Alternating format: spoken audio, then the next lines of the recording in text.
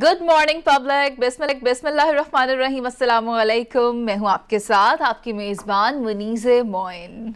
अस्सलाम वालेकुम। आज हमारे साथ अनफॉर्चुनेट मेरे ख्याल में हरमीत की तबीयत कुछ नासाज है। हाँ जी, हरमीत नहीं हो पाएंगे, लेकिन उसके साथ हम अगर शुरू करें तो एक दुआ के साथ कि हरमीत की तबीयत जल्दी सही हो जाए और वो हमें दोबारा ज्वाइन कर सके। लेकिन यह है कि आज पहली फरवरी है, बिल्कुल ऐसे है। और पहली फरवरी के साथ ये होता है कि ज़रा बाहर की आमद हो जाती है और हम उम्मीद करते हैं सिवाय शुमाली इलाका जात के जहाँ पे सर्दी का जोर अभी काफ़ी ज़्यादा है और वो विंटर स्पोर्ट्स बड़ी मज़े की देखने को मिल रही है हमें। मुख्तलिफ फेस्टिवल्स हो रहे हैं, वो भी चल के हम दिखाएंगे। लेकिन यह है कि जो मैदानी इलाके हैं वहाँ पे बाहर की आमद है, चंद दिनों में फूल खिले होंगे हर तरफ और सरसों के इलाकों में खेतों में आपको दूर तक सरसों के खेत नजर आएंगे, पीला रंग, रुताई पीले फूलों की वो जो है ना वो कहते हैं, तो वो खूबसूरत हमें फूल नजर आएंगे, वो भी हम देखेंगे। लेकिन आज बड़ी मजेदार छक्का मारा है मुनीज़े ने और इनवाइट किया है शाह महमूद कुरैशी साहब को। शाह साहब ने टाइम दे दिया रऊफ साहब और उनसे मौका मिल गया। आज हम जो मुख्तलिफ मौज़ूआत हैं, सियासी हों, PDM के हों या जो उनकी जानिब से इनिशिएटिव्स लिए जा रहे हैं फॉरेन पॉलिसीज़ में और जो नई नई बिजनेस काउंटर्स बन रहे हैं, उनसे पाकिस्तान को क्या फ़ायदा होगा उस पर बात करने का हमें मौका मिलेगा। तो बिला ताखिर उनको ले लें। ठीक है, बिल्कुल चलते हैं। ठीक है, हमारे साथ शाह महमूद कुरैशी साहब मौजूद हैं, उनको सबसे पहले ऑन बोर्ड करेंगे। Very good morning to you Shah Mahmood Qureshi साहब। रऊफ साहब हमारे साथ मौजूद हैं, उनसे पहला सवाल ले लेते हैं। शाह साहब, सबसे पहले तो आपसे ये जानना चाहेंगे कि जब से आप लोग हुकूमत में आए हैं तो फॉरेन पॉलिसी में क्या शिफ्ट आया है पहले के मुकाबले और अब क्या इनिशिएटिव्स लिए गए हैं? कि हम देखें कि हमारे मुखालिफ के क्या अज़ाइम थे वीज़ावी फॉरेन पॉलिसी। वो पाकिस्तान को बदनाम करने पे तुला हुआ था हिंदुस्तान, और आपने देखा कि EU डिसइंफो लैब की जो इंकशाफात हैं उससे जाहिर हो गया कि 15 साल उन्होंने 750 फेक वेबसाइट्स के ज़रिए और फेक NGOs के ज़रिए पाकिस्तान को मलाइन करने की कोशिश की। आप देखें कि वो पाकिस्तान को आइसोलेट करना चाह रहा था हिंदुस्तान। आप देखें वो पाकिस्तान को डिस्टेबलाइज करने पे तुला हुआ है हिंदुस्तान। इन हालात में हमने जब हुकूमत संभाली, इमरान खान साहब की पार्टी ने, और मुझे जिम्मेदारी सौंपी गई, तो पहला ऑब्जेक्टिव ये था कि हम पाकिस्तान को आइसोलेशन में न जाने दें, जिसमें कि हमें कामयाबी हुई और हिंदुस्तान के अज़ाइम खाक में मिले। हमारी कोशिश थी कि पाकिस्तान को वो इकोनॉमिकली क्रिपल करने की कोशिश करते रहे, और आपने देखा कि ये FATF के ज़रिए वो उस फोरम को हिंदुस्तान जो पॉलिटिसाइज करने की कोशिश करता है, क्यों करता है? बुनियादी तौर पे ये तो टेक्निकल फोरम है, उस टेक्निकल फोरम को वो पॉलिटिसाइज करने की कोशिश करता है ताकि पाकिस्तान को माशी तौर पे कमज़ोर किया जाए। अल्लाह के फजल करम से उस पर हमने पेशरफ्त की और दुनिया को बताया कि हम मनी लॉन्ड्रिंग के मामले में, टेरर फाइनेंसिंग के मामले में संजीदा है और हमने इक़दामात लिए। अफगानिस्तान में आप देखते हैं कि वहाँ कुछ तो खून हुआ। हमारी ख्वाहिश ये थी कि दुनिया को बावर कराया जाए कि वहाँ कोई मिलिट्री सोल्यूशन नहीं है, मज़ाकरात के ज़रिए हमें अमन हासिल करना है, और उस पर हमें कामयाबी हुई। आपने देखा कि 29 फरवरी को दोहा पीस एग्रीमेंट हुआ। आपने देखा कि 12 सितंबर को इंट्रा अफगान नेगोशिएशंस का आगाज़ हुआ। आपने देखा कि दिसंबर में जो रूल्स एंड प्रोसीजर्स हैं ऑफ एंगेजमेंट जी, उस पर इत्तफाक हुआ और मुज़ाकरात की अगला मरला जो है उसका आगाज़ हुआ है। आपने देखा कि हमने रीजन में जो हमारे ताल्लुकात हैं, तारीख़ी ताल्लुकात, उनको दोबारा न सिर्फ उनको पहले से ज़्यादा मजबूत किया, उसमें हमने खासी पेशरफ्त की। चीन के साथ हमने CPEC फेज़ 2 की तरफ हम आगे बढ़े। हिंदुस्तान को हमने बेनकाब किया। जो इस वक्त नरेंद्र मोदी की जो हुकूमत है और उसकी हिंदुत्वा जो सोच है, RSS माइंडेड जो माइंडसेट है, उसको दुनिया में उजागर किया। और आज जितनी नुक्ता चीनी इंटरनेशनल प्रेस में इंडिया में हो रही है, इंडिया पर हो रही है, माजी करीब में आपने नहीं देखी होगी। और आखिरी बात, हमने एक शिफ्ट किया है from geopolitics to geoeconomics. सही। अब ये सोचने की बात है और ये कितना बड़ा शिफ्ट है, और वो मेरी ख्वाहिश इकोनॉमिक डिप्लोमेसी के ऐन मुताबिक है, वज़ीर आज़म इमरान खान के विजन के ऐन मुताबिक है। क्योंकि हम समझते हैं जब तक हम माशी तौर पर मुस्तहकम नहीं होंगे, हमारे खारजा अमूर के जो जितने अहदाफ हैं हम हासिल। शाह साहब, एंगेज अफ्रीका की जो पॉलिसी इंट्रोड्यूस करवाई गई आप लोगों की जानिब से, उसके लिए क्या प्रैक्टिकल मेजर्स लिए गए और बिलखुसूस पाकिस्तान को और पाकिस्तानियों को उससे क्या फायदा होगा? हुआ कि हमें बहुत सी नई मंडियां मिली और इंगेज अफ्रीका की जो हमारी नायरोबी कॉन्फ्रेंस थी, जो दफ्तर खारजा ने और कॉमर्स मिनिस्ट्री ने मिलकर कराई, उस कॉन्फ्रेंस के बाद अगर आप उसका एक जायजा लें तो अफ्रीकन ममालिक के साथ हमारी जो बायलैटरल ट्रेड है कॉन्टिनेंट के साथ, उसमें इस कोविड के ज़माने में 7% इजाफा हुआ है। और हमारी बहुत सी गुड्स हैं जिसके लिए हमें नई मंडियां मिली हैं और बहुत सी नई इन्वेस्टमेंट अपॉर्चुनिटीज़ हैं जिनको हम अवेल कर सकते हैं। और अफ्रीका एक ऐसा कॉन्टिनेंट है जो मुस्तकबिल का कॉन्टिनेंट है। पाकिस्तान का वहाँ जो फुटप्रिंट है बड़ा महदूद था और मैं उस फुटप्रिंट को बढ़ाने की कोशिश कर रहा हूँ, जिससे कि एक विन विन सिचुएशन है, उनको भी फायदा होगा। शाह साहब, बहुत बड़ी तब्दीली आ गई, अमेरिका में हुकूमत बदल गई, जो बाइडन आ गए। अब आप ये बताइए कि जो बाइडन के आने से उनकी पॉलिसी में कोई फ़र्क आएगा, एक बैलेंसिंग रोल वो अदा करेंगे, या फिर उनका झुकाव हिंदुस्तान की तरफ ज़्यादा होगा जैसे ट्रंप इंतज़ामिया का था? से कोई इनकार नहीं कर सकता। और भारत के साथ ताल्लुकात का जहाँ तक ताल्लुक है, ये पाकिस्तानियों को समझने की ज़रूरत है कि आज एक बाय पार्टिजन कंसेंसस है अमेरिका में, चाहे ट्रंप एडमिनिस्ट्रेशन हो, चाहे बाइडन एडमिनिस्ट्रेशन हो, चाहे उससे पहले बुश, क्लिंटन, ओबामा एडमिनिस्ट्रेशन हो, वो हिंदुस्तान को अपना इस रीजन का एक एलाय समझते हैं बावजूद। और उसकी वजूहात है, मंडी भी हो सकती है, इन्वेस्टमेंट अपॉर्चुनिटी भी हो सकती है, सबसे बढ़कर कंटेनमेंट। एक हमारे खित्ते में अहम मुल्क है, हमारा दोस्त मुल्क है, तो उसको कंटेन करने के लिए हिंदुस्तान अपने आप को पेश करता है। ठीक है, तो ये ताल्लुकात अपनी नौइयत के हैं उनके, लेकिन पाकिस्तान की अहमियत से अमेरिका इनकार नहीं कर सकता। आज अगर उनका ऑब्जेक्टिव है और बाइडन एडमिनिस्ट्रेशन की ये ख्वाहिश है कि अफगानिस्तान में अमन हो, इस्तेहकाम हो, तो उसमें जितना माविन पाकिस्तान साबित हो सकता है, हिंदुस्तान नहीं हो सकता। आज हम एक एटमी कुव्वत है, 5वां बड़ा दुनिया का मुल्क है, तो पाकिस्तान को अंडर एस्टिमेट नहीं किया जा सकता। और हमारा एक तारीखी ताल्लुक रहा है। हाँ, उसमें नशेबो फराज आए हैं, उतार चढ़ाव उसमें रहा है, लेकिन पाकिस्तान की अहमियत से बाइडन एडमिनिस्ट्रेशन भी इनकार नहीं कर सकती। ठीक है, आप बजा फरमा रहे हैं, लेकिन ट्रंप ने अफगानिस्तान के हवाले से पाकिस्तान के रोल को बढ़ा दिया था। ऐसे में अगर ये बाइडन इंतजामिया तालिबान के साथ जो मुआहिदा है उससे दस्तबरदार हो जाती है, तो फिर पाकिस्तान की जानिब से क्या इनिशिएटिव लिया जा सकता है? पहली बात तो ये है कि इस रिपोर्ट को सही समझा नहीं गया। ये रिपोर्ट क्या है? ये बिल्कुल आप सही फरमा रही हैं कि 4 दर्जे नीचे गया पाकिस्तान, लेकिन ये डेटा और ये अदाद-ओ-शुमार कब का है? ये इन 2 सालों का नहीं है।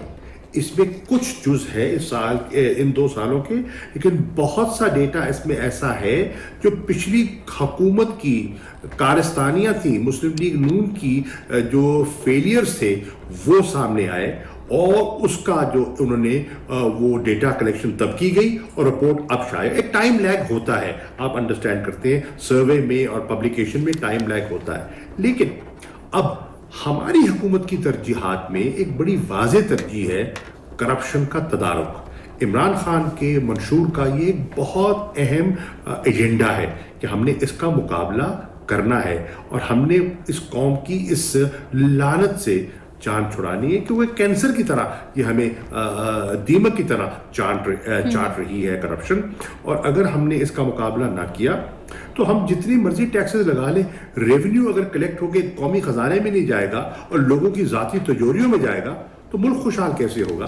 تو کرپشن کے خلاف ٹرانسپیرنسی انڈیکس میں جو 4 شرح رؤف صاحب پاکستان آیا ہے, کرپشن بڑھی ہے, یہ بات سامنے آئی ہے. اس بارے شاہ صاحب نے بھی یہی کہہ دیا کہ حقائق جو تھے وہ جو شائع کیے گئے ہیں وہ جو 2020 کے اس میں یہ بات سامنے آئی ہے, لیکن اس چیز کو بہتر کیا جا سکتا ہے. کرپشن جو ہے ایک کینسر کی طرح بڑھ رہا ہے اور اسے روکا جا سکتا ہے. پاکستان کی رینکنگ بہتر کی جا سکتی ہے. اب یہ دونوں طرف کا موقف ہے نا. اپوزیشن تو یہ کہہ رہی ہے کہ یہ ڈیٹا جو ہے یہ ابھی کا ہے, بالکل عمران خان کی حکومت کے جو 2 سال تھے 19 اور 20 اس کا ڈیٹا ہے جو انہوں نے پیش کیا, مطلب ٹرانسپیرنسی انٹرنیشنل میں. لیکن ایک بات تو بات کم از کم صحیح ہے, یہ جو لوگوں کے تصورات, لوگوں کی جو ذہن کی بات ہے اس کے مطابق ہے. یہ پرسیپشن کی بات ہو رہی ہے کہ لوگ یہ سمجھتے ہیں کہ کرپشن بڑھ گئی ہے, یعنی کہ ایکچوئل مطلب وہ اس حوالے سے. لیکن ایک اگر دیکھا جائے, اگر آپ کا میرا واسطہ پڑتا ہو عمومی طور پہ لوگوں کے ساتھ کام کرنے میں, مجھے ان دنوں کچھ سرکاری محکموں کے ساتھ کام کچھ پڑے تو پتہ چلا کہ ہر جگہ رشوت کا بازار گرم ہے, اور یہ بنیادی طور پہ اوپر سے شروع ہو رہا ہے, نیچے تک چل رہا ہے. جس طرح رؤف صاحب ہم نے اپنے لاسٹ پروگرام میں بھی ڈسکس کیا تھا کہ پرسیپشن انڈیکس ہے, لیکن اس میں حکومت کی ناکامی یہاں یہ ہے کہ ابھی تک عوام کا پرسیپشن تبدیل نہیں ہو سکا ہے. کرپشن کی بات ہم کرتے رہے, ہم اقتدار میں آئے کرپشن کا خاتمہ کرنے کے لیے, لوٹا پیسہ واپس لانے کے لیے, لیکن عوام سے جب پرسیپشن انڈیکس جب ان کا سامنے آیا تو اس میں یہی پتہ چلا کہ یہ کرپشن کے حوالے سے جو سوچ ہے وہ بدلی نہیں جا سکی. عوام ابھی بھی یہ سمجھتے ہیں کہ کرپشن کا بازار گرم ہے, جب تک کسی کو پیسے دیے نہیں جائیں گے تب تک کام نہیں ہوگا. اور یہ کہ خواہ وہ آپ کی فائلیں جلد حل کرنے کا معاملہ ہو یا ٹرانسفر کا معاملہ ہو, یوٹیلیٹی کا معاملہ ہو, ٹیکسز ہو, کچھ بھی ہو, کوئی بھی کام پیسے سے نہیں ہو رہا, اور یہ المیہ ہے. شاہ صاحب نے ہمیں ان کو جانا تھا ابھی جلدی میں, لیکن ان سے کم از کم یہ سوال ہمیں ضرور پوچھنا چاہیے تھا آج, جو کہ یہ 2 مہینے میں 5 دفعہ پیٹرول کی قیمت بڑھ گئی ہے. یہ خیر ہمارے ساتھ فواد چودھری انشاءاللہ تعالیٰ امید ہے موجود ہوں گے, تو ان سے یہ سوال ہم اٹھائیں گے ان کے سامنے. کس چیز کی بڑھی, کتنی بار بڑھی؟ اگر پیٹرول کی ہی ہم بات کر لیں تو 3 صاحب بڑھی ہیں. رؤف صاحب ایک بریک کے بعد ہم واپس آئیں گے اور شاہ صاحب سے دوبارہ گفتگو کریں گے. ابھی چلتے ہیں ایک شارٹ بریک پر. Don't go anywhere public, stay with اس.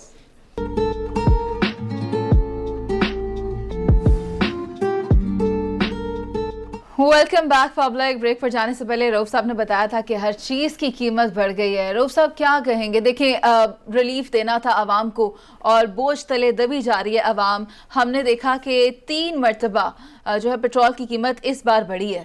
1 دسمبر سے دیکھا جائے 5ویں مرتبہ. اچھا ہاں 1 دسمبر سے. یہ 3 دفعہ تو یہ مہینے کے اندر اندر ہو گیا نا, 1 ماہ کے اندر اندر 3 دفعہ بڑھ گئی ہے. اور اس وقت پیٹرول جو ہے جو عام آدمی کنزیوم کرتا ہے اس کی پرائس تقریباً 112 روپے کے قریب ہو گئی ہے, 111 کچھ ہے.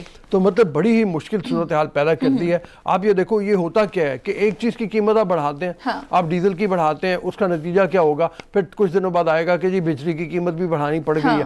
اس کے ساتھ کیا ہوگا؟ فیکٹری میں جتنی چیزیں بڑھتی ہیں ان کی بھی قیمت بڑھ جائے گی. اور گیس کے بارے میں بھی یہ کہہ رہے تھے کہ جو کمپنیز ہیں, جو انڈسٹریز ہیں, ان کو گیس سپلائی بند کر کے الیکٹریسٹی کی جانب آنا ہے. اس طرح تو جو کمپنی مالکان ہیں, انڈسٹری مالکان ہیں, وہ پریشان ہیں. ان کی جانب سے بھی اتنا زیادہ غم و غصے کا اظہار کیا جا رہا ہے. حکومت نے ابھی کل ایک بڑی اپنے طور پہ ایک کریڈٹ لیا اپنے سر پہ کہ جی چیزوں کی قیمتیں کم ہو گئی ہیں.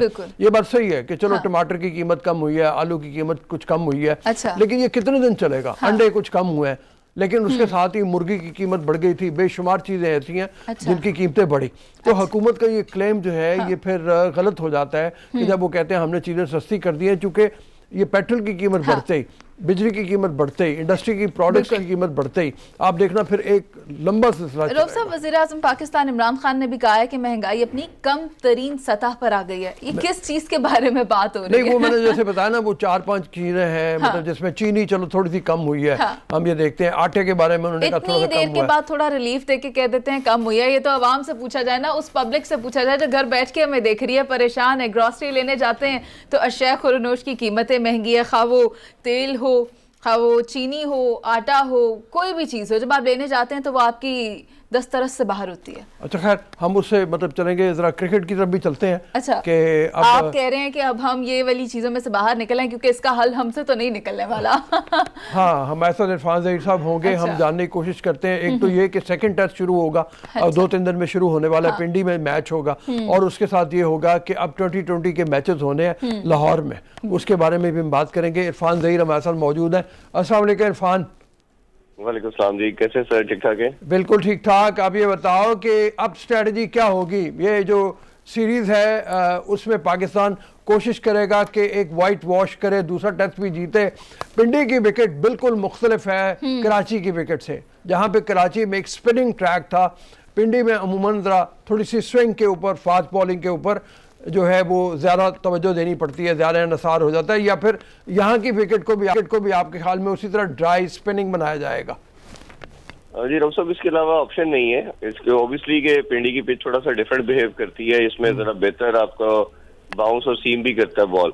बट इवेंचुअली हम देखेंगे कि इन्होंने जिस तरह पहले टेस्ट मैच के अंदर पिच बनाई, सेकंड में भी उसी को कैरी करेंगे, क्योंकि अगर आपने थोड़ा सा भी उसका पेस वाली या थोड़ा सा उसमें घास छोड़ा विकेट के ऊपर, तो ऑब्वियसली ये खुद ट्रैप हो सकते हैं। तो मेरा नहीं ख्याल कि ये स्ट्रेटजी को छेड़ेंगे, और जो टीम का कम्बिनेशन भी इनका बना हुआ है ये उसी को फॉलो करेंगे। बिल्कुल इरफान, यही जानना चाह रही थी, फॉर्मेशन जो टीम की है उस बारे या सिलेक्शन बारे क्या प्लानिंग है? समहाउ अगर चेंजिंग हुई भी तो मेरा ख्याल है कि शायद ओपनिंग स्लॉट के अंदर की जाए, कि अजहर अली को ओपनिंग कराई जाए, और बाकी तो टीम कम्बिनेशन जो बना हुआ है मेरा नहीं ख्याल उसको छेड़ेंगे। शायद साउथ शकील जो है उसको ऐड किया जाए और इमरान भट्ट की जगह पे। बाकी अजहर अली अगर ओपनिंग करते हैं तो ये एक चेंजिंग नजर आ रही है, उसके अलावा मेरा नहीं ख्याल कि किसी की भी तरह की चेंजिंग की जाएगी इसमें। नहीं, लेकिन इरफान जो इमरान है उसको तो चलो वो पहले टेस्ट में बहुत ज़्यादा कामयाब नहीं हुआ, लेकिन मेरे ख्याल में एक मैच पे उसको बाहर निकालना बड़ी ज़्यादती सी होगी। आप ये देखें आबिद अली मुसलसल फेल हो रहा है, मुसलसल परफॉर्म नहीं कर रहा, तो क्या उसकी जगह तब्दील नहीं होनी चाहिए? नहीं, मेरा नहीं ख्याल। वैसे तो देखा जाए तो एक मैच क्या किसी भी प्लेयर के साथ ज्यादती होती है कि उसको चेंज करना, लेकिन टीम का कम्बिनेशन देखना होता है ना आपने, उसमें किस तरह आप लेके चलना चाहते हो। मेरा तो पहले मैच में भी मानना यही था कि अजहर अली को ओपन करानी चाहिए थी, क्योंकि उसने अपनी जितनी भी बड़ी परफॉर्मेंसेज है, double century, even triple century भी उन्होंने बनाई हुई है, वो सब ओपनिंग स्लॉट में बनाई हुई है। और अगर आपका ओपनर कोई भी आ रहा है, चाहे जो ऑलरेडी खेल रहे हैं वो भी नहीं परफॉर्म कर रहे, जिसको नेक और नेक करते हैं वो भी नहीं खेल पा रहा, तो उसमें आपके पास यही ऑप्शन बचती है कि आपके सीनियर मेंबर को वो रिस्पॉन्सिबिलिटी लेनी होती है। और हमने देखा है कि मिडिल ऑर्डर भी हमारा स्टेबल नहीं है। जैसे हारिस सुहेल थे, उन्होंने परफॉर्म नहीं किया, शफीक से भी नहीं हुआ, तो उसमें भी हमारा गैप है। एक आल्दो कि ये फहीम अशरफ भी अच्छा खेला है और फवाद आलम बहुत आउटस्टैंडिंग खेले हैं मिडिल ऑर्डर के अंदर, बट फिर भी आप उसको स्ट्रेंथन कर सकते हैं। और सीनियर को रिस्पॉन्सिबिलिटी, जैसे मैंने कहा कि ओपनर जल्दी आउट हो जाते हैं, तो अजहर अली समहाउ आके न्यू बॉल ही खेल रहे हैं, वो ये नहीं कि बहुत लेटर ऑन आके खेल रहे हैं, तो इतना डिफरेंस आएगा नहीं उनके लिए एज ओपनर आना भी। अच्छा इरफान, ये जानना चाहूंगी क्या वजह है कि जो हमारे ओपनिंग बैट्समैन हैं वो परफॉर्म नहीं कर पाते और मैच को स्टेबल आकर मिडिल ऑर्डर वाले करते हैं? ऐसी क्या वजह है कि हमारा टॉप ऑर्डर परफॉर्म नहीं कर पाता? देखिए, हमने जब लास्ट टाइम भी मैं आया था आपके शो में यही बात कर रहे थे कि ओपनिंग का इशू बड़ा पुराना है। सबसे बेस्ट कमोडिटी जो हमारे पास है जो ओपनर थी वो समी असलम था, जिन्होंने डोमेस्टिक में बहुत ज्यादा परफॉर्म किया था। कल भी मैं अपने शो में कामरान अकमल के साथ यही बात कर रहा था कि ओपनर क्यों नहीं आते, कि हमने अपने डोमेस्टिक स्ट्रक्चर को इम्पोर्टेंस नहीं दी। जिन लड़कों ने डोमेस्टिक में बहुत ज्यादा परफॉर्म किया है हम उनको वैल्यू नहीं देते, और T20 की परफॉर्मेंस के ऊपर जब लड़कों को ले आते हैं, किसी ने PSL में 2-4 मैचेस में परफॉर्म किया या T20 कप के अंदर किया, तो इंडक्ट जब कर लेते हैं तो ये ऑब्वियसली ये बड़ा नुकसानदेह चीज है। ये अच्छी चीज है कि जैसे इमरान भट्ट लास्ट 2 सीजन से बड़ा अच्छा एज ए ओपनर परफॉर्म कर रहा था, हमने चांस दिया। जैसे रऊफ साहब कह रहे हैं कि इसको चांस देना चाहिए, बिल्कुल देना चाहिए। इवन दो वो नहीं भी परफॉर्म करता दूसरे टेस्ट के अंदर भी, तो आपको एटलीस्ट उसको 2-3 सीरीज 4 सीरीज 7 कैरी करे, उसको प्रिपेयर करे। जिस तरह आपने बाबर आजम को कमोडिटी बनाया, बाबर आजम ऐसे नहीं बना। बाबर आजम आपको याद होगा कि वाइट बॉल के अंदर परफॉर्म कर रहा था, टेस्ट मैचेस के अंदर 2 साल उसने परफॉर्म नहीं किया। ये कोई छोटा स्पैन नहीं था, लेकिन मिकी आर्थर और सरफराज को ट्रस्ट था उसके ऊपर, उनको पता था कि ये हमारी बेस्ट कमोडिटी है, वो उसको लेके चले। तो किसी भी लड़के को बनाने के लिए, अपने इंटरनेशनल कमोडिटी बनाने के लिए आपको उसको ट्रस्ट शो करना होता है, उसको बैक करना होता है, और यही कोचिंग है। इस लेवल पे आके कोचिंग कुछ भी नहीं है सिवाय इसके कि आप अपने लड़के को बैक करें, उसको सपोर्ट करें, उसको लेके चले। اور یہ میرا خیال ہے کہ آپ کو یہ لڑکے اس طرح کے پک کرنے ہوں گے جن کو آپ کو لگتا ہے کہ یہ ہمارا فیوچر ہے, اور ان کو بنانا پڑے گا, ساتھ لے کے جانا پڑے گا, ان پہ ٹرسٹ شو کرنا پڑے گا آپ کو. عرفان یہ بتاؤ کہ بولنگ میں کوئی تبدیلی دیکھتے ہو؟ نعمان نے بڑا اچھا پرفارم کیا پہلے میچ میں, لیکن وہ کراچی کی وکٹ کے اوپر تھا. اگر پنڈی کی وکٹ تھوڑا سا مختلف بیہیو کرتی ہے تو کیا ایک فاسٹ بالر ایڈ ہوگا, یا آپ کے خیال میں انہی دو کے ساتھ ہی چلیں گے, دونوں اسپنرز کے ساتھ؟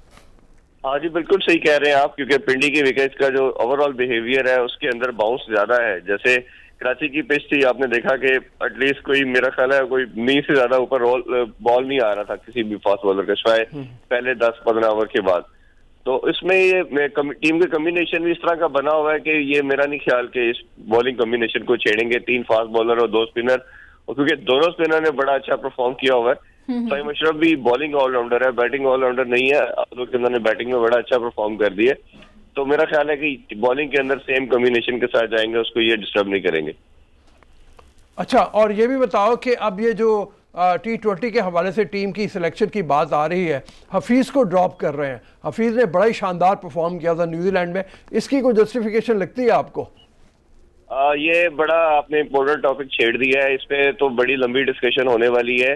اصل میں یہ اتنی بڑی زیادتی ہے, کیونکہ میرا نہیں خیال کہ یہ جو بورڈ کے ہیلو افیئر کے لوگ ہیں یا دوسرے جنہوں نے اس کے ساتھ زیادتی کی ہے کہ اس سے جسٹیفائی کر سکتے ہیں. دیکھیں آپ کو پورا میں اس کا کانسیپٹ سمجھاتا ہوں کہ محمد حفیظ بورڈ سے NOC لیتے ہیں کہ میں نے جانا ہے T10 کھیلنے کے لیے. بورڈ ان کو NOC پرووائڈ کرتا ہے کہ جی آپ ٹھیک ہے جا سکتے ہیں. اچھا, اب 11 سے شروع ہونا ہے, اگر فائنل وہ محمد حفیظ کھیلتے ہیں تو 7 کو واپس ہوتے ہیں. ان سے کانٹیکٹ کیا جاتا ہے محمد حفیظ سے کہ آپ اس طرح کیجئے کہ آپ 3 کو واپس آ جائیں, ٹھیک ہے, جس طرح آپ نے آصف علی کو کیا یا ماد بٹ کو کیا کہ واپس آپ آ جائیں. محمد حفیظ ان کو رسپانس میں یہ کہتے ہیں, ایون تو جانے سے پہلے بھی پریس کانفرنس میں وہ یہی کہتے ہیں کہ میں سامت کو آ جاؤں گا. 2 اب جو SOP ہیں ICC کے نئے کہ آپ کے 2 ٹیسٹ کووڈ کے نیگیٹو آنے چاہیے, وہ 2 کیا 3 ہو سکتے ہیں ان کے. خیر جب انہوں نے کل کانٹیکٹ کیا گیا ان کو پرسوں محمد حفیظ سے کہ آپ کو واپس آنا ہے 3 کو, تو محمد حفیظ نے یہ کہا کہ میں 3 کو کوشش کروں گا, بٹ اگر ہو سکتا ہے موسٹ لائکلی میں 4 کو واپس پہنچ جاتا ہوں. انہوں نے کہا جی 4 کو آپ کو 11 بجے تک ہمارے پاس ادھر پہنچنا ہے. انہوں نے مزید یہ کہا کہ میں کوشش پوری کروں گا, جو پہلی بیسٹ اویلیبل فلائٹ ہوگی ادھر مجھے اپنی ٹیم مینجمنٹ کو بھی بتانا ہے, انفارم کر کے میں آپ کے پاس ٹریول کر جاؤں گا. ہو سکتا ہے میں 11 بجے تک آ جاؤں, ہو سکتا ہے میں 2-4 گھنٹے اوپر نیچے بھی ہو سکتے ہیں. آپ مجھے ٹیم کے اندر اناؤنس کیجئے اور میں اس کے بعد آپ کے پاس ٹیم کو آ کے جوائن کر لوں گا. محمد حفیظ نے اس حد تک ٹیم کو کنفرم کیا, مینجمنٹ کو کہا کہ آپ مجھے 20 میں اناؤنس کر دیں. آپ کی میڈیکل ٹیم کے جو پروٹوکولز ہیں, جو چیزیں ریکوائرمنٹ ہیں, آپ سب میٹ کیجئے. 4 اسٹرس اگر آپ کے 2 کیا آپ میرے 5 ٹیسٹ لینا چاہیں. جیسے دبئی میں جا کے مجھے محمد حفیظ بتا رہے تھے کہ 7 کووڈ کے ٹیسٹ ان کے ہوئے, جب تک ان کے ایک پلیئر کی سیٹسفیکشن نہیں ہوئی ان کی ٹیم کی, انہوں نے ہمیں پریکٹس کی اجازت نہیں دی. اسی طرح اگر آپ کے سامنے مثال ساؤتھ افریقہ ٹیم کی ہے کہ انہوں نے جب ساؤتھ افریقہ سے پاکستان آئے ہیں تو 2 کووڈ ٹیسٹ کے بعد ان کو 24 گھنٹے کے بعد کھیلنے کی اجازت دے دی گئی. تو محمد حفیظ کا ماننا یہ تھا کہ میں اگر 4 کو آتا ہوں تو 11 کو میچ ہے, تو آپ کے پاس اپروکسیمیٹلی 7 دن بچتے ہیں. تو آپ 7 دن میں جتنے مرضی کووڈ ٹیسٹ میرے کریں, 7 کریں, 4 کریں, اور جب آپ کو میڈیکل ٹیم سمجھے کہ میں بالکل کلیئر ہوں, ٹھیک ہوں, تو آپ مجھے باقی لڑکوں سے ملنے کی یا پریکٹس کی اجازت کریں. اتنی بڑی زیادتی یہ ہے کہ یہ سارا اسی کی گیم تھی کہ جس طرح ہم بڑے عرصے سے میڈیا پہ یہ چیز دیکھ رہے تھے کہ محمد حفیظ ٹیم کا پارٹ نہیں رہیں گے, محمد حفیظ کہ شاید ان کو پسند نہیں کرتی ہے مینجمنٹ, یہ جو PCB کی بڑی مینجمنٹ ہے. تو وہ اسی کا ملبہ ہمیں یہ نظر آیا کہ انہوں نے ایک جان کے یہ ریزن ان کو نظر آئی کہ ہم نے کوئی ایسی چیز پیدا کرنی ہے اس مسئلے کے اندر سے جس کو ان کو نہیں رکھنا. اور یہ ان کے لیے بہت زیادہ شوکنگ تھی اور ڈس ہارٹننگ تھی کہ جس طرح انہوں نے اس کو ساری چیزوں کے باوجود انہوں نے ان میں ٹیم انڈکٹ نہیں کیا. ایون دو وہ یہ بھی کہہ رہے تھے کہ اگر آپ کو لگتا ہے کہ محمد حفیظ نہیں کھیل پائیں گے تو آپ مجھے 20 میں اناؤنس کر دیں, اور اگر آپ کو لگا تو 17 آخر میں تو آپ نے 17 لڑکوں کا اسکواڈ اناؤنس کرنا ہے, ٹیم کو تو آپ نے نہیں رکھنا, تو آپ ٹیم میں مجھے نہ رکھیں. بٹ اتنی ساری क्लियर डिस्कशन के बाद भी उनको टीम में ना रखना। ठीक है इरफान, बिल्कुल ठीक। बहुत शुक्रिया इरफान आपका। जहाँ तक बात रही हफीज़ की, तो एक आयत के ज़रिए उन्होंने अपने ट्वीट में इजहार किया अपने ख़यालात का, और उन्होंने ये लिखा कि बेशक अल्लाह सब्र करने वालों के साथ है, जिस पर उन्होंने टीम स्क्वाड जो है वो उसकी डिटेल्स शेयर की और ये लिखा। लेकिन अब देखते हैं कि फिर होता क्या है। हफीज़ ने तो अपने जज्बात का इजहार कर दिया, बड़ी ज़्यादती की है उसके साथ। हम भी यही कहेंगे कम से कम के हफीज़ को इस तरह ज़ाया नहीं करना चाहिए। वो इस वक्त पीक फॉर्म में है, न्यूजीलैंड में उसने बहुत अच्छा परफॉर्म किया था। आप उसकी जगह पता नहीं किसको खिलाएंगे, कोई नया लड़का लेके आते हैं वो ना परफॉर्म करे, फिर क्रिटिसिज्म आएगा। तो मेरा ख्याल है कि ये ज़्यादती नहीं होनी चाहिए थी कम से कम। हम एक ब्रेक ले लें रुफ साहब? जी बिल्कुल, ब्रेक अभी एक ब्रेक पर चलते हैं। Public don't go anywhere, we will be right back after a short break. Welcome back public. जैसा कि हम सब जानते हैं कि कोरोना एक आलमी वबा है जिसने पूरी दुनिया को अपनी लपेट में लिया, लेकिन पाकिस्तान में एक अच्छी स्ट्रैटेजी के ज़रिए इसकी बहुत ज़्यादा ग्रोथ पर काबू पाया गया, और अभी ये कहा जा सकता है कि तकरीबन 5,46,000 के करीब जो लोग हैं वो मुतासर हुए हैं कोरोना से, जबकि और 5 लाख ही बताए जा रहे हैं जो रिकवर भी हुए हैं। अगर हालिया अमवात की बात करें जो हमारे पास फैक्ट्स पहुंचे हैं, तो तकरीबन 11,000 के करीब लोग रोफसा बताए जा रहे हैं जो कि रिकवर नहीं हो सके, जानबर नहीं हो सके। ऐसे में हमने ये भी देखा, हमारा को होस्ट हरमीत जो कि बीमार है, हरमीत ने भी टेस्ट करवाया है कोविड का, तो इसीलिए आज वो हमारे साथ नहीं है। खुशाइंद खबर इस पर यह है कि चीन से जो वैक्सीन की खेप है वो आज पाकिस्तान पहुंच रही है। रऊफ साहब, 5 लाख एस्ट्राजेनेका की जो दवा है वो आज पहुंच जाएगी हमारे पास।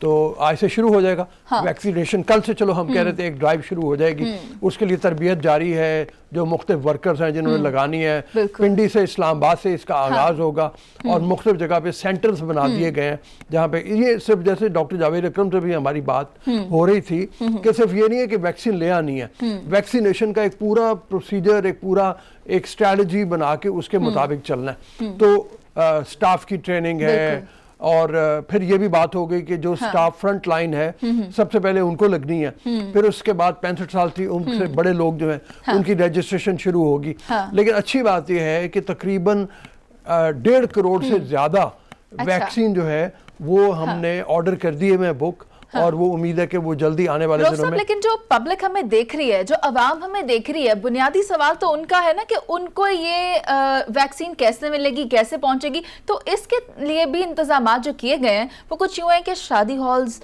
जो हैं वहाँ पर या ओपन एरियाज में इसका एहतमाम किया जाएगा, वहाँ पर ये लगाई जाएगी, लेकिन SOPs का ख्याल रखते हुए ताकि इस पर काबू पाया जा सके, क्योंकि ये वायरल है, एक से दूसरे को और दूसरे से तीसरे को लगती है। इन चीज़ों का ख्याल रखते हुए इसकी वैक्सीन की जाएगी रऊफ साहब। लेकिन इसमें बहुत अच्छी बात ये भी है कि ये वैक्सीन फ्री लगेगी, सबको लगेगी। फ्री लग रही है, बिल्कुल ऐसे ही। बिल्कुल। इस बारे मेरे ख्याल में एक काम और होना चाहिए कि ये टोटल जो डोज जो मिलने जा रही है, यानी जो वैक्सीन है वो हमारे पास आएगी तकरीबन 1,70,00,000 के करीब, मेरे ख्याल में इसके करीब है। तो अभी बहुत बड़ी आबादी है, 22 करोड़ की हम आबादी हैं। हमारे ज़्यादातर लोगों को जब लगने के लिए, या 70% लोगों को लगने के लिए ज़रूरत इस अम्र की है कि कुछ प्राइवेट कंपनियों को भी इजाज़त दे दी जाए कि अगर वो यहाँ पे लाएं और अपनी वैक्सीन जो है, कई वैक्सीन, जैसे डॉक्टर जावेद अकरम ने हमें बताया था कि 39 मुख्तलिफ तरह की वैक्सीन है जिनके ट्रायल जारी हैं हमारे मुल्क में। डॉक्टर जावेद अकरम ही की सरबराही में हमारे यहाँ CanSino के बड़े कामयाब तजर्बात हुए हैं, वो भी चाइना से मंगवाई जाएगी। ये भी बीजिंग से आई है, और चाइना के जो वहाँ से ट्वीट आए उनके एम्बेसडर का, वो ये था कि हम बड़े खुश हैं कि पाकिस्तान में पहली आने वाली वैक्सीन जो है वो चाइना से आ रही है। और आज चाइना के एम्बेसडर ही ये वैक्सीन्स पाकिस्तान के हवाले करेंगे। जब ये पहुंचेगी ना इस्लामाबाद, एक खुसूसी टेम्परेचर पर कुछ कंटेनर्स में इसको लाया जा रहा है, ये इस्लामाबाद में ही आएगी सबसे पहले, जहां पर चाइना के एम्बेसडर उसको हमें हैंड ओवर करेंगे, और फिर उसके बाद ये मुख्तलिफ सूबों में पहुंचाई जाएगी, और फिर वहां पर वैक्सीनेशन का अमल शुरू होगा। वो उसमें ये ना कि इसको एक खास टेम्परेचर पर रखना जरूरी है। वो टेम्परेचर अगर मेंटेन नहीं होगा तो वैक्सीन ज़ाया हो जाएगी। तो बड़े हिफाजती इक़दाम के तहत उसको लाया गया है। C-130 प्लेन यहाँ से गया, पहले ख्याल था कि PIA के जरिए लाई जाएगी, लेकिन अच्छा, मेरे पास रिपोर्ट IL-78 की है। खुसूसी तैयारा IL-78 ये लेने के लिए इसको खास तौर पे तैयार किया गया। नूर खान एयरबेस से रवाना हुआ है, चीन पहुंचा, और वहां से यही तैयारा वापस लेकर आएगा। ठीक है, अच्छा, अब ये यहाँ पे आएगी, और शाह महमूद कुरैशी ने कहा कि मैं खुद मौजूद हूँ वैक्सीन लेने के लिए। बिल्कुल। रऊफ साहब, हमारे साथ ना डॉक्टर उस्मान मौजूद हैं। अस्सलाम वालेकुम, very good morning to you doctor साहब, कैसे हैं आप? वालेकुम अस्सलाम, गुड मॉर्निंग। खुशाइंद खबर है कि आज ये वैक्सीन पहुंचने वाली है पाकिस्तान और मुख्तलिफ मराहिल में ये लगाई जाएगी। आप ये बताइए कि ये सबको फ्री मिलने वाली है, इसको लगाने का जो प्रोसेस है उसका आगाज कब से होगा? आज तो पहुंचेगी लेकिन लगाई कब से जा रही है? मेरे ख्याल में मैडम इसकी ज़ाहिर सी बात है थोड़ी सी ऑपरेशनल तैयारियां वो दरकार होंगी, और जो गवर्नमेंट का कहना है वो 3 से 4 दिनों में ये हेल्थ केयर प्रोफेशनल्स को लगनी शुरू हो जाएगी। ठीक है, तो let's hope for the best. अच्छा जी, जवाद साहब ये बताइए, उस्मान जवाद साहब, के इसके लिए कोई ख़ास तरबियत जैसे वो कह रहे हैं दरकार होगी, पहले ट्रेन किया जाएगा नर्सेस को, डॉक्टर्स को, कि लगानी किस तरह से है, ये ख़ास ट्रेनिंग वाकई दरकार है या मतलब आम वैक्सीन की तरह इसको लगाया जा सकता है? दूसरी बात ये जी ये बेसिकली ये आम वैक्सीन की तरह ही इसको लगाया जा सकता है। ये बाजू में पट्ठों में, गोश्त के पट्ठे में ये लगती है, रेफ्रिजरेटर में 2 से 8 डिग्री टेम्परेचर पे ये स्टोर होती है।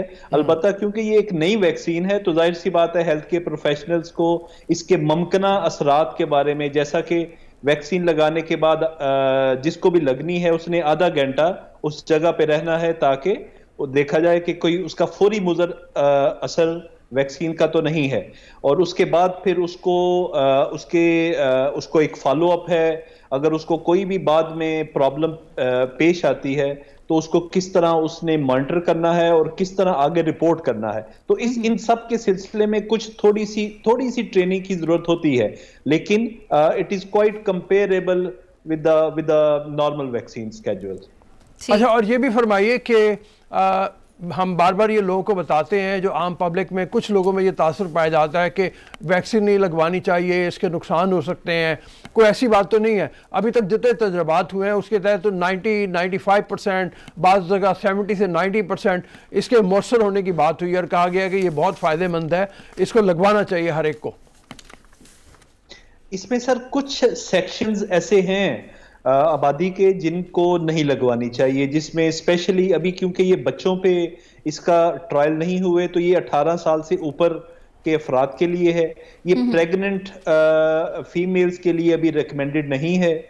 इसके अलावा कुछ ऐसे जो HIV या एड्स से में मुब्तला अफराद हैं उनके लिए भी। तो कुछ सेक्शंस ऐसे हैं जिनमें ये कंट्राइंडिकेशन इस वैक्सीन की है। तो बाकी जनरली वो लोग जिनको कोरोना नहीं हुआ, जिनको एंटीबॉडीज नहीं लगी, वो भी लोग जिनको एंटीबॉडीज लगी हैं वो भी इससे एक्सक्लूड हैं। तो ये सारे मामला जो है ये सारे अफराद के ग्रुप हैं, लेकिन जनरल पब्लिक के लिए ये सेफ है, इफेक्टिव है। Effectiveness can range from like 50% to 90%। तो it varies but it is effective. Doctor साहब, आपसे ये भी जानना चाहेंगे कि तकरीबन 5 लाख से ज्यादा लोग हैं जो रिकवर भी हुए हैं, तो उनको कोरोना दोबारा हो सकता है, और अगर हो सकता है तो उन पर वैक्सीन लगेगी या नहीं? तमाम बातों पर डॉक्टर साहब से दोबारा कभी पूछ लेंगे। अभी के लिए डॉक्टर साहब बहुत शुक्रिया कि आपने वक्त दिया। ये है कि वैक्सीन आती है और जब लोगों को लग जाती है तो फिर उसके बाद देखते हैं कि चीजें कितनी बेहतर हो सकती हैं। मेरे ख्याल में बेहतर ही होगी इंशाल्लाह ताला। अभी एक वैक्सीन आ चुकी हुई है और अब जब लगेगी तो फिर देखते हैं कि बेहतरी किस हद तक, कितनी स्पीड से आती है, क्योंकि we all are looking forward to it. अभी हम एक ब्रेक पर चलते हैं और फिर ब्रेक के बाद वापस आएंगे, मिनियंस का ट्रेलर दिखाएंगे। अभी के लिए एक break public, don't go anywhere, stay with अस।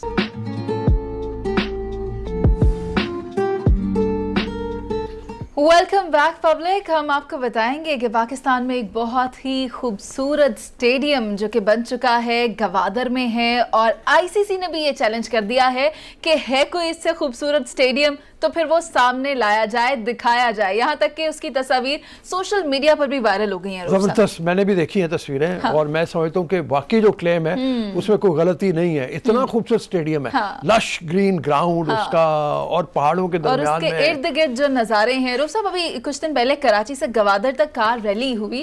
जब वो रैली गवादर पहुंची तो वहां पर उनके शरका को स्टेडियम में मैच भी खिलाया गया, नुमाइशी मैच था वो, और मेडल्स भी पहनाए गए। वहां पर बड़े लोग जमा हुए और उस जरिए हमने देखा कि कितना खूबसूरत स्टेडियम है। ये मतलब हकीकत में देखा जाए तो हमारी जो एक सिक्योरिटी अरेंजमेंट है गवादर में वो बेहतर हुआ है। उस बेहतर होने के नतीजे में ये समरात हमें मिलने शुरू हुए हैं। अब देखो ना, रैली भी वहाँ पहुंची, ये भी हुआ, पिछले दिनों और भी फेस्टिवल वहाँ पे होते रहे हैं। इस तरह की बातें होती रहती हैं। अगर ये होती रहे तो तमाम मुहिब्बे वतन पाकिस्तानियों के लिए बड़ी खुशाइन बात होती है, बड़ी खुशी की बात होती है कि देखो हमारे मुल्क में इतनी भी खूबसूरत चीजें हो रही हैं। पाकिस्तान अमन का पैगाम पूरी दुनिया तक पहुंचा रहा है, वो इस तरह के इवेंट्स और तस्वीर से हमें देखने को मिलता है। रऊफ साहब हमारे साथ इस्लामाबाद से ब्यूरो चीफ सलमान अली अवान मौजूद हैं, उनसे बात करेंगे और जानेंगे कि कौन सा मैच था, कैसा इवेंट था, आईसीसी ने क्या कहा है और दुनिया इस मैच को, इस स्टेडियम को कैसे देखेगी। Salman, very good morning to you, कैसे हैं आप?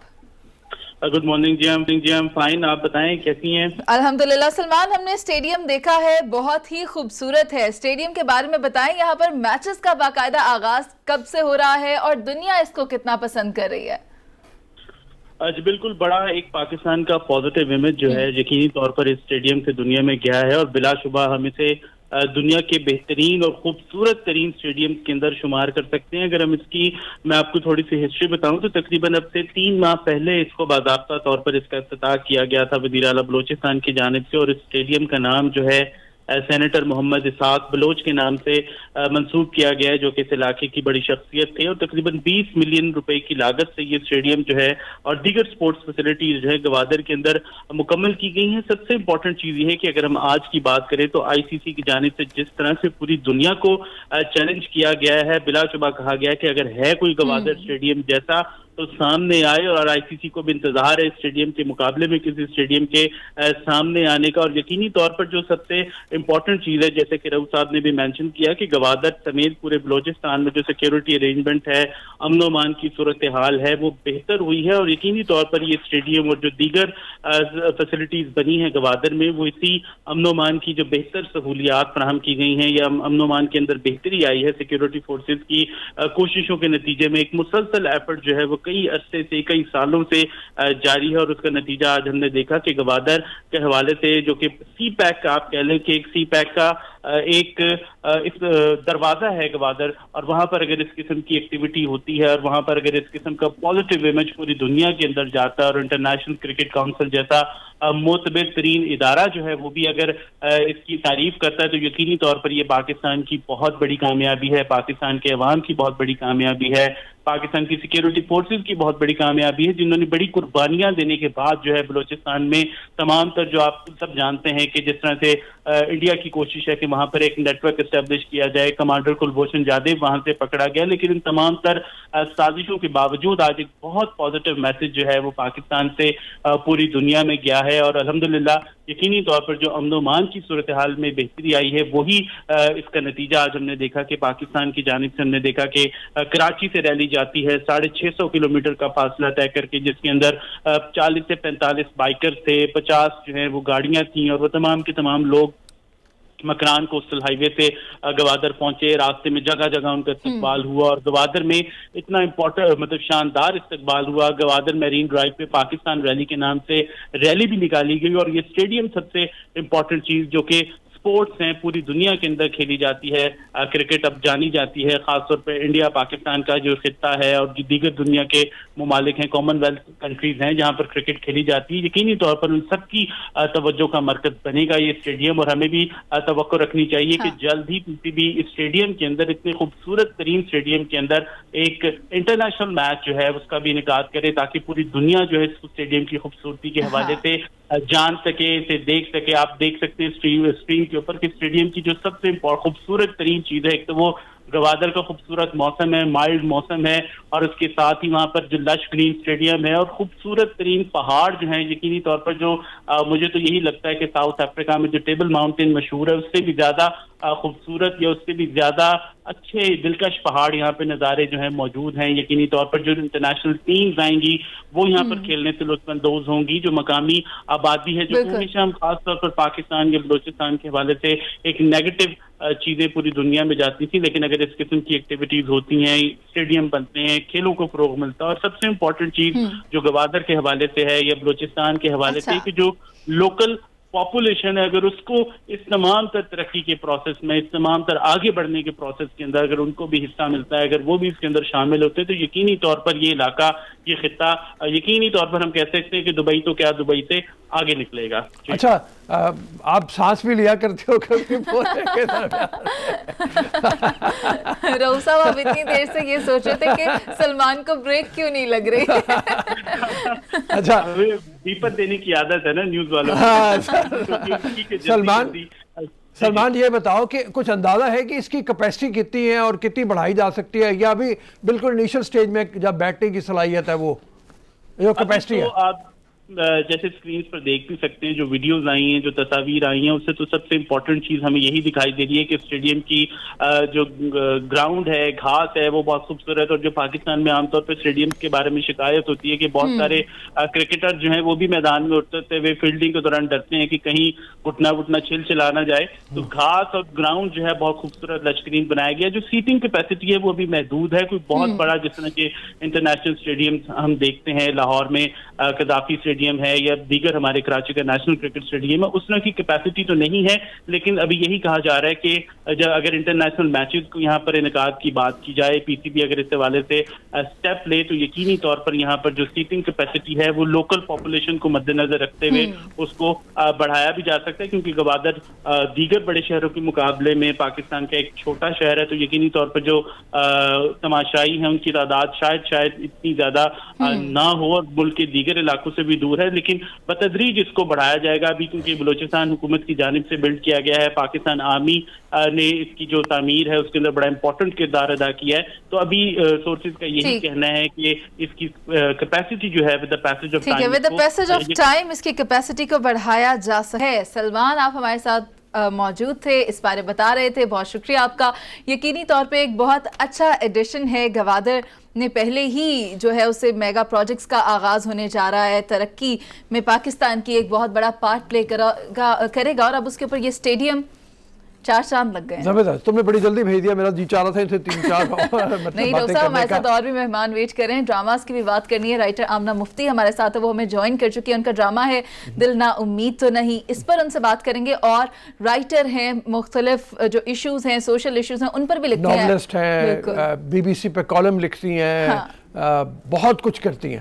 اور اس کے ساتھ ساتھ مطلب ان کا ایک بڑا شوق جو ہے وہ ان کے ویجیٹیبل گارڈن ہیں، ان کے فارم ہاؤس ہیں، وہاں سبزیاں اگاتی ہیں. اور کچن کے حوالے سے میں تو ان کو کہتا ہوں ملٹی ڈائمینشنل شخصیت ہے. اچھا رؤوف صاحب انہیں بلا تاخیر آن بورڈ کرتے ہیں. Very good morning to you Amna, کیسی ہیں آپ؟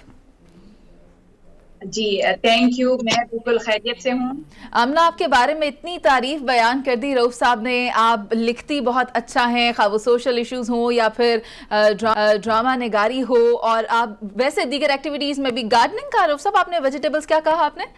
ان کے فارم ہاؤسز، میں نے کہا فارم ہاؤسز میں مختلف اس کو دیکھنا، اپنا ڈیری فارم کو دیکھنا. اور پھر گھر ہستی کے معاملے میں آمنہ مختلف قسم کی جو فوڈ ڈشز وغیرہ کرتی رہتی ہے. خیر وہ تو ایک علیحدہ بات ہے. آمنہ سے پوچھ لیتے ہیں، آمنہ آپ یہ سب کیسے کرتے ہیں؟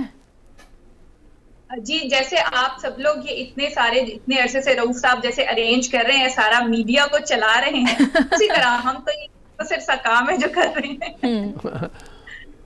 آمنہ بہت اچھی ناولسٹ بھی ہیں. مطلب ابھی خیر پہلے تو ڈرامے کے حوالے سے آ جائے. آمنہ بڑا اچھی آپ کی کوشش، ڈرامہ دل نا امید تو نہیں. آپ یہ بتائیے کہ پبلک ہماری جو ہے وہ کیا تیار ہوتی ہے جس طرح کے سبجیکٹس کے اوپر آپ لکھتی ہیں، یا ان کو لایا جانا چاہیے بتدریج اس طرف کو اور کوشش جاری رکھنی چاہیے؟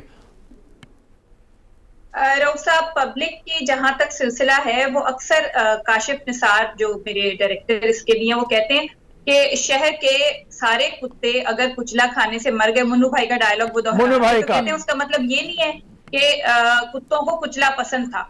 مسئلہ یہ ہے کہ ان کو کھلایا جا رہا تھا. تو وہ یہ بات پبلک کے ساتھ تو یہ معاملہ ہے کہ ان کو کچلا کھلایا جا رہا ہے. تو لیکن جب ان کو وہ چیز ان کے آگے پیش کی جائے گی جو ان کی زندگیوں سے جس کا تعلق ہے، اور اس کو ڈھنگ سے کہنے کی کوشش کی جائے گی، تو میں سمجھتی ہوں کہ ایسا نہیں ہے. مجھے اپنے دیکھنے والوں پہ، اپنے پڑھنے والوں پہ پورا اعتماد ہے उनका ज़ौक है, वो चीजों को समझ सकते हैं, वो कई लिखी हुई चीजों को भी समझ सकते हैं। तो मैं कभी भी मैंने ये नहीं सोचा कि मेरा व्यूअर जो है वो देखने वाला वो इन चीजों को नहीं समझ सकेगा।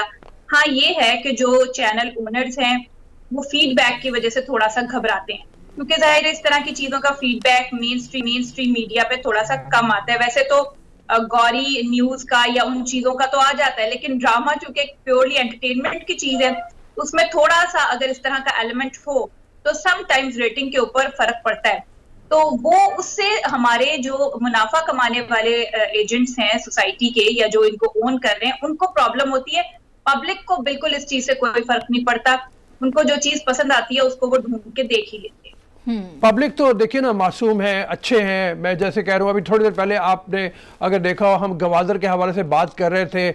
हमारे जो इदारे हैं, हुकूमत है, बलूचिस्तान गवर्नमेंट है, उन्होंने मिलके एक इंतहाई खूबसूरत स्टेडियम वहाँ पे बनाया और फिर लोग जो हैं उसको वेलकम करने के लिए कराची से चले, रैली पे तकरीबन 50 गाड़ियाँ, बेशुमार बाइकर्स वो गवादर पहुँचे, वो जाके उन्होंने खुशी मनाई, उसी खुशी में हम भी शामिल हैं।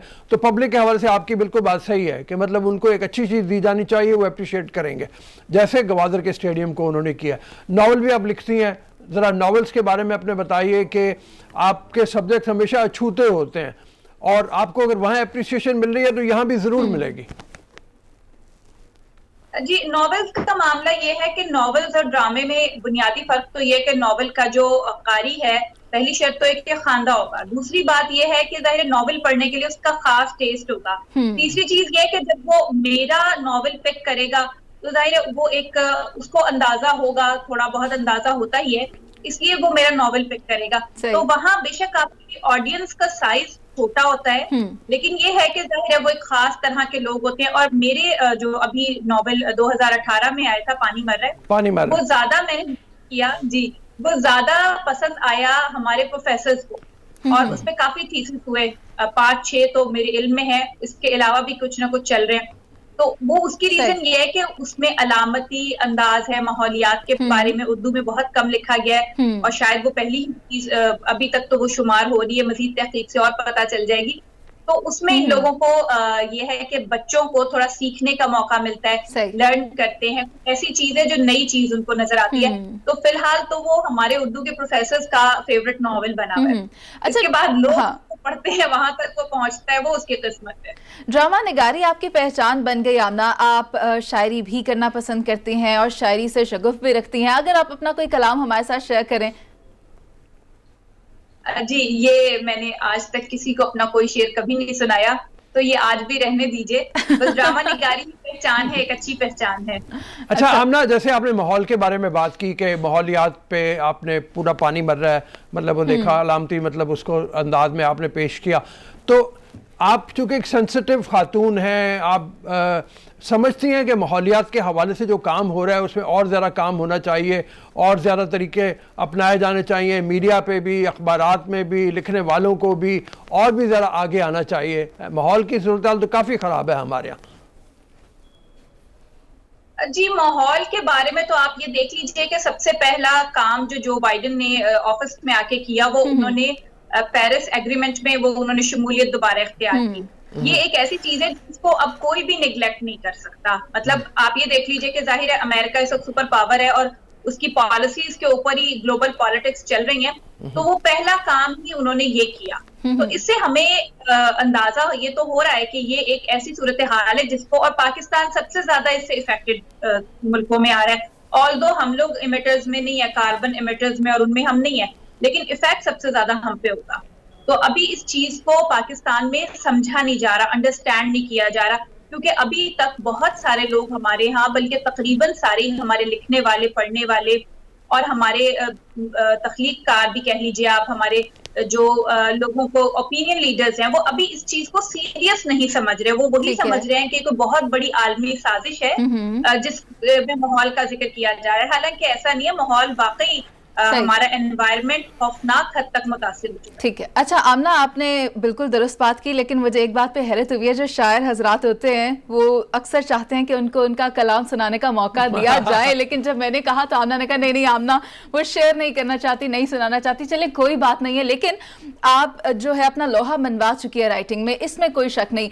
अगर दीगर राइटर्स को देखा जाए, क्योंकि अब आजकल के मुआशरे में तरबियत टीवी ड्रामा से बच्चे ज्यादा ले रहे हैं, फैमिलीज या यूथ ज्यादा ले रही है निस्बतन घरों से और अपने ट्रेनिंग इंस्टीट्यूट से। तो जो हमारे इदारे हैं, ये जो ये जो राइटर्स हैं, इनको किस तरह से अपनी राइटिंग को मजीद बेहतर करने की जरूरत है ताकि वो मुआशरे की तरबियत कर सकें, इस पर भी रोशनी डालिएगा। देखिए, राइटर्स का मामला ये है कि इस वक्त जो हकीकी सूरत हाल तो यही है कि अदीबों को लिखने की उस तरह से आजादी नहीं है, बिल्कुल भी नहीं है। उनको कंटेंट डिपार्टमेंट में 2 से 3 एडिटर्स बैठे होते हैं। एडिटर्स तो हर जगह होते हैं, लेकिन यहाँ ख्यालात को भी ट्रिम किया जाता है, आइडियाज को भी ट्रिम किया जाता है बहुत ज्यादा। तो राइटर्स इस मामले में इस वक्त जो कमर्शियल राइटर्स हैं वो तो बिल्कुल मजबूर हैं, वो नहीं कर सकते। मुझे तो ये चीज फेस करनी पड़ रही है, मैं तो 12 साल से पिछले फेस कर रही हूँ, लेकिन मैं कहती हूँ कि शुक्र है खुदा का, कोई ना कोई मुझे साल भर में एक ऐसा, अच्छे लोग भी यहाँ मौजूद हैं, अच्छे लोग ज्यादा हैं, अभी भी अच्छे लोग ज्यादा हैं, तो कोई ना कोई ऐसा मिल जाता है कि जिसके साथ मिलके मैं कोई ऐसा प्रोजेक्ट कर लेती हूँ जिसमें मैं समझती हूँ कि एंटरटेनमेंट के साथ साथ कुछ फूड फॉर थॉट भी दी जाए। कुछ रास्ते जो बहुत देर से टेढ़े हुए हैं उनको अगर सीधा कर दिया जाएगा तो हम जल्दी मंजिल पे पहुंच जाएंगे। चले हुए तो हम सभी लेके तो हम सभी चाहते हैं कि सब मंजिल पे पहुंचे, लेकिन जो रास्ते टेढ़े हो चुके हैं वो थोड़े से दुरुस्त हो जाएंगे। लेकिन हमारे जो बाकी राइटर्स हैं वो इस जंग में उस तरह से अपने अपने हालात और वाकयात होते हैं, वो उन हालात में है कि वो नहीं ये जंग उस तरह लड़ सकते जिस तरह मैं लड़ रही हूँ। तो ये अंडरस्टैंड करने की जरूरत है कि एंटरटेनमेंट के साथ साथ हमें इसको इसमें एजुकेशन समझ लीजिए या इसमें तरबियत समझ लीजिए, उसका एलिमेंट और ज़ौक की परवरिश करने की भी बहुत जरूरत है। ठीक है, बहुत शुक्रिया आमना आपका कि आपने वक्त निकाला, आपने बताया कि किस तरह राइटिंग के जरिए करने की ज़रूरत है। वो इश्यूज, सोशल इश्यूज जिनको आप पेन डाउन करती हैं, उनको अगर दीगर राइटर्स भी करेंगे तो किस तरह इस मुआशरे में एक इस्लाह लाई जा सकती है। हम अपने ड्रामास के जरिए भी एक मुआशरे की तरबियत अच्छी कर सकते हैं। बहुत शुक्रिया आमना आपका। रऊफ साहब, हम आगे चलकर बात करेंगे कि स्कूल्स खुल चुके हैं और स्कूल्स में बच्चे आए हुए हैं, वो कैसा महसूस कर रहे हैं इतनी देर की छुट्टियों के बाद। अब जब वो स्कूल आए हैं तो कैसा लग रहा है उनको, वो आना चाहते हैं या नहीं, जानेंगे उनसे, करेंगे बात अपने नुमाइंदे से भी। लेकिन अभी चलते हैं एक शॉर्ट ब्रेक पर। Don't go anywhere public, stay with अस।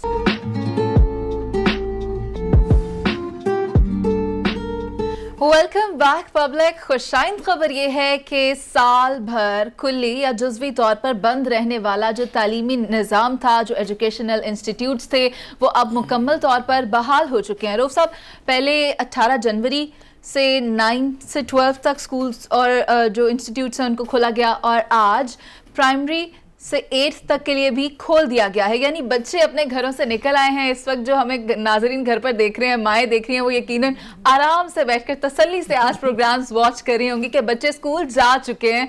और जो इंस्टीट्यूट है, रऊफ साहब, अब मामला ये है कि वहाँ पर SOPs को किस तरह यकीनी बनाया जाएगा, क्योंकि वबा तो खत्म नहीं हुई, मामला तो अभी तक जूं का तूं है। उसके साथ ये है ना कि वैक्सीनेशन शुरू हो रही है। हाँ। उस वैक्सीनेशन को कहाँ पे स्कूलों में किस तरह से अप्लाई किया जाएगा।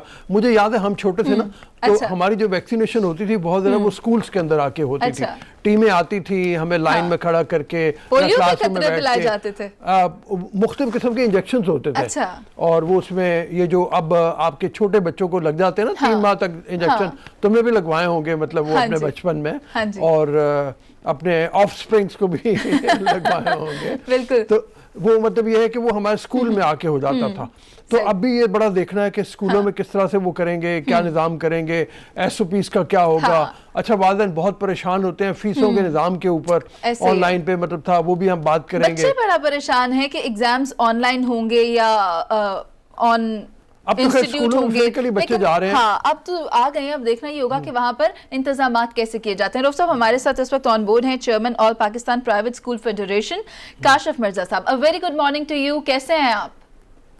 हम फाइन, बहुत शुक्रिया। उम्मीद है आप भी ठीक हैं। हाँ जी, अल्हम्दुलिल्लाह हम भी ठीक हैं और मुकम्मल तौर पर तालीमी निज़ाम बहाल हो चुका है। बच्चे इंस्टीट्यूट्स में आना शुरू हो गए हैं, खा वो स्कूल्स हों, कॉलेजेस हों, यूनिवर्सिटीज़ हों। आप ये बताएं कि वबा तो ख़त्म नहीं हुई है, लेकिन मुकम्मल तौर पर इंस्टीट्यूट्स और तालीमी निज़ाम हमारा बहाल हो चुका है। किस तरह से अब SOPs को यकीनी बनाया जाएगा ताकि दोबारा इस सिस्टम में खलल ना आ सके?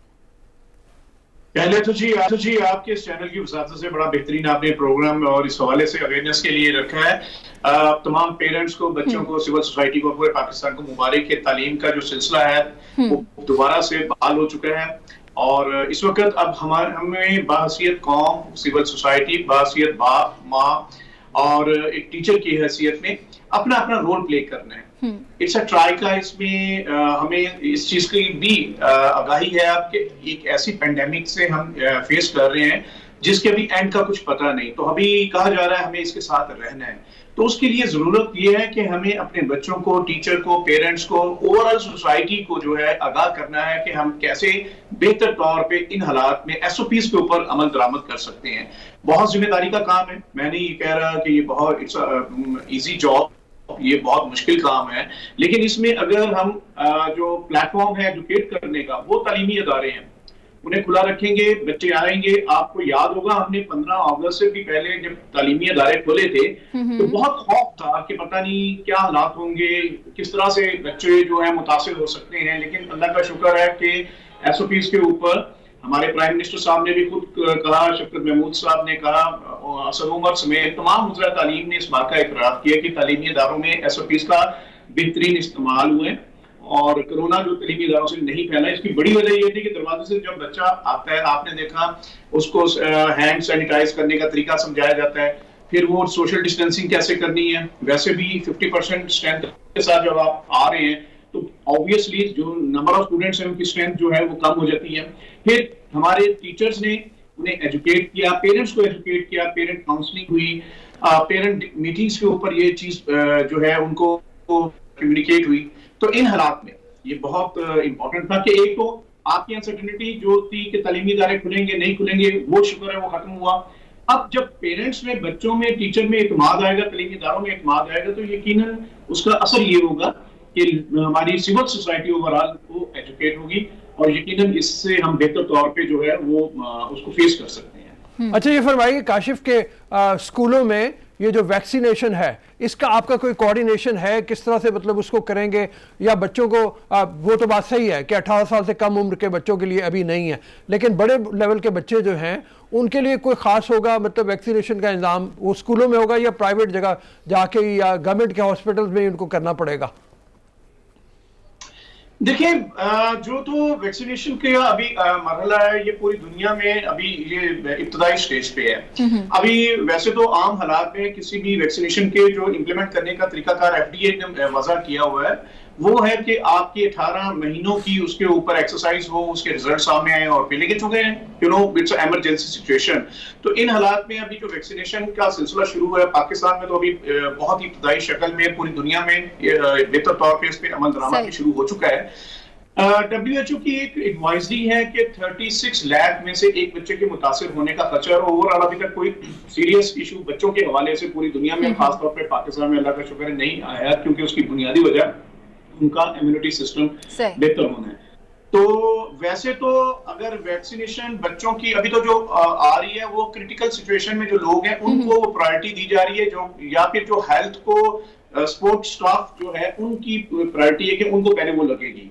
तो अगर ये स्कूल्स के अंदर कहा जाएगा तो all Pakistan private school federation government के साथ है, हम इंशाल्लाह अपना प्लेटफॉर्म वैक्सीनेशन के लिए उनको देंगे। और बल्कि जब ये पेंडेमिक का आगाज हुआ था, हमने तब भी आइसोलेशन सेंटर के लिए, क्वारंटीन सेंटर के लिए अपने तालीमी अदारे हमने प्राइम मिनिस्टर साहब को ऑफर किए थे। लेकिन इसमें जरूरी है कि पहले हम इसका रिजल्ट्स भी देखते रहे। इसमें हमें बहुत ज्यादा जल्दबाजी नहीं करनी चाहिए लगवाने के लिए, बल्कि जिनको ज्यादा जरूरत है उनका पहला हक है, क्योंकि हमारे पास वैक्सीनेशन की जो तादाद है अभी वो भी इतनी ज्यादा नहीं है डोज की कि वो हर एक तक पहुंचे।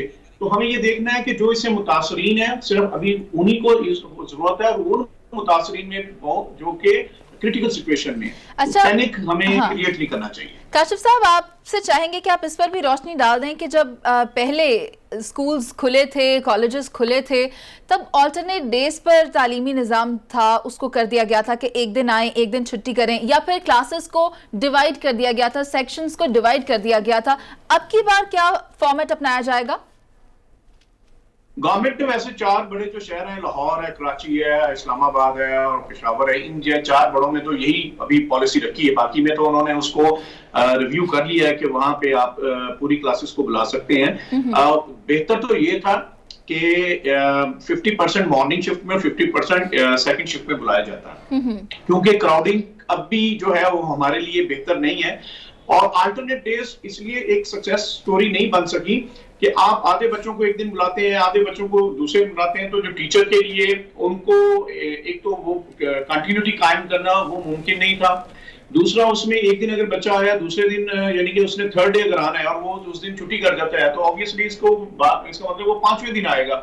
तो इससे फिर डिसकंटिन्यूटी हुई, उसका फायदा नहीं था। और सबसे बड़ी बात, जब आपका जो आपका सेशन है, एजुकेशन सेशन, वो बहुत महदूद रह चुके हैं, तो अगर आप अल्टरनेट डे स्ट्रेटजी रखते हैं तो इसका मतलब तो सीधा सा है कि बच्चा 50% तो सीधी सी बात है वो नहीं आएगा जो बाकी रिमेनिंग सेशन है, तो उससे बच्चों का बहुत ज्यादा हर्ज हुआ है।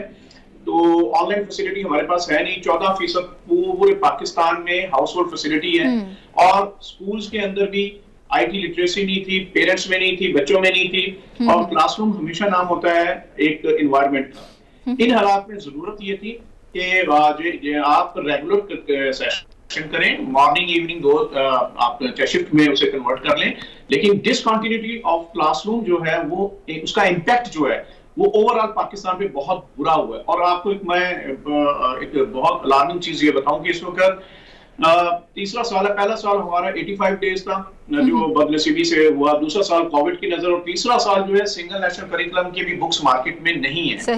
तो अगर हम ये सेशन मजीद आगे ले जाते हैं तो इसका नुकसान ये होगा कि बच्चों का तीसरा साल भी जो है वो मुतासर होगा। तो हमें रिव्यू करना होगा अपने स्ट्रैटेजी को और फैसलों को, और हमें उसी सेशन के साथ चलना होगा। ये बताइए कि काशिफ के आपने बिल्कुल सही बात की है, बच्चे पहले पीछे रह गए, पूरी तरह पढ़ नहीं पाए, किताबें उनको पूरी तरह से अवेलेबल नहीं हो पाई, 2 साल उनके एक तरह के ज़ाया होते लगते हैं। अब एग्ज़ाम सर पे हैं, एग्ज़ाम किस तरह से लीजिएगा, और फिर अगले स्टेप पे जब बच्चों को जाना है वो स्टेप काफ़ी एडवांस्ड होगा उनके पिछले लेवल के साथ, उसके लिए तैयारी किस तरह से होगी? फिर आप इसमें कोविड की लहर के हवाले से बात कर रहे हैं? जी, कोर्सेज के हवाले से और एग्जाम के हवाले से अभी।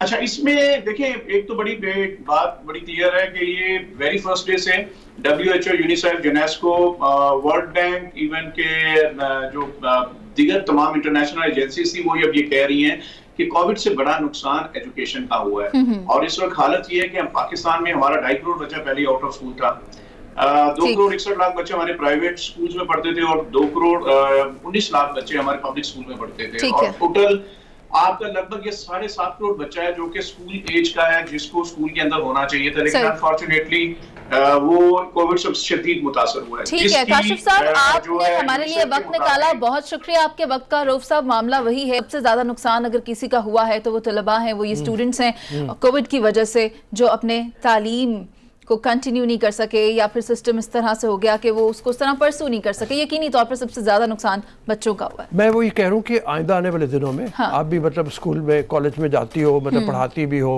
मतलब उस हवाले से है कि एग्जाम की सूरत हाल अब आ गई है, बच्चों को प्रमोट करना, बिल्कुल ठीक है ना? क्या बगैर एग्जाम के प्रमोट किया जाएगा? एग्जाम दिए जाएंगे, एग्जाम, अच्छा एग्जाम का स्टैंडर्ड क्या होगा? मैं वही कह रहा हूँ, एग्जाम का स्टैंडर्ड क्या होगा?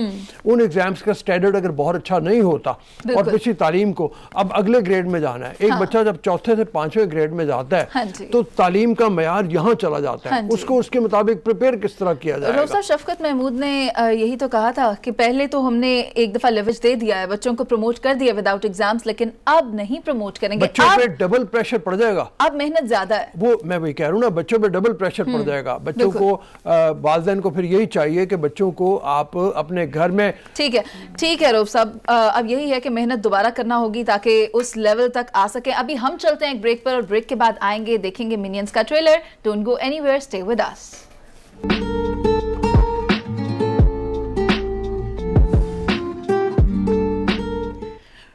ब्रेक के बाद खुशामदीद। अब बिला ताखीर सबसे पहले तो हम देखते हैं मिनियंस का ट्रेलर और फिर उस पर करेंगे कुछ बात। तो ट्रेलर हमने देख लिया है और रऊफ साहब द राइज ऑफ ग्रू ये बच्चा है जो 12 साल का है और अपनी इसी एडवेंचर के दौरान ये मिनियंस को डिस्कवर करता है और उनके साथ फिर इस मूवी को आगे कंटिन्यू किया गया है। किस तरह वो एक ऑडिशन के लिए जाता है, ईविल ऑडिशन, अपने आप को विलन जाहिर कर रहा होता है। बहुत ही एक्साइटिंग मूवी होने जा रही है। मतलब आपने वो देखा कि एक्शन भी है, ड्रामा भी है, बच्चे भी हैं, बड़े भी हैं, तो मतलब वो मिलजुल के एक कहानी को बड़ा वो एक अजीब तरह की लेयरिंग देती है। जिन्होंने मिनियंस पहले देखी हुई है उनके लिए बड़ी इंटरेस्टिंग चीज है कि मिनियन 2 में क्या होगा। फिर हम ज़्यादा कहानी नहीं बताते, समर में आने वाली है फिल्म। और इसकी टेंटेटिव डेट रऊफ साहब दी गई है जून 17। मिलियंस में लोग मिलियंस में लोग मिनियंस को देख चुके हैं। मिलियंस में मिनियंस को देखा जाएगा। मतलब ये है कि गड़बड़ हो जाती है जैसे बोलते हुए। खैर मतलब इसी पॉइंट पे हम तकरीबन ख़त्म करेंगे, लेकिन मेरा मतलब है कि जाते जाते एक बात हम ये करते चले जाएं कि हुकूमतों को ये एहसास ज़रूर होना चाहिए कि पेट्रोल बहुत महंगा हो गया है, महंगाई बहुत ज़्यादा हो गई है, इसका कुछ करें। ये ना हो 15 दिन बाद फिर पेट्रोल उसी तरह से बढ़ा हुआ हो। कल अगर बहुत से इन मौज़ूआत पर नजरसानी की ज़रूरत है। अभी के लिए इजाज़त लेते हैं, दोबारा हाजिर होंगे कल, आपसे करेंगे मुलाकात। हमें इजाज़त दीजिए, अल्लाह हाफ़िज़।